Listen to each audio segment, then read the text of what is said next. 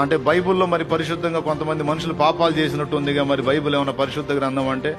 నేను చెబుతున్న 1కి 100 సార్లు ఒరే పనికిమాలినోడా, కానీ 100కు 100% పరిశుద్ధ గ్రంథమే. ఎందుకంటే బైబిల్లో చెప్పబడిన దేవుడు ఆది కాండం నుంచి ప్రకటన గ్రంథం వరకు ఒక్కసారి కూడా ఆయన పాపము చెయ్యలేదు.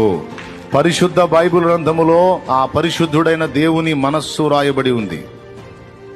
మనుషులు పాపం చేశారు, శాపాన్ని పొందారు. బైబిల్ పరిశుద్ధ గ్రంథం ఎట్లయితే లోతు కుమార్తెలతో పాపం చేశాడు కదా, యోధా తామారుతో చేశాడు కదా, అది చేశాడు కదా, అదే వాళ్ళందరూ మనుషులు. వాళ్ళని దేవుడు అని ఎవడన్నాడు? లోతుకి ఏమన్నా మొక్కామా? యోధాకి ఏమన్నా మొక్కామా? ఇంకొకటికి ఏమన్నా మొక్కామా? ఏ మనుషుడికి మొక్కలామేం? ప్రభు అయిన యేసుక్రీస్తు మా దేవుడు. నా యందు పాపమున్నదని మీలో ఎవడు స్థాపించునని సవాలు విసిరిన ఒకే ఒక్క మగాడు యేసు. ఆ ఒక్క మగాడు గురించి ఘనంగా చెప్పింది బైబిల్.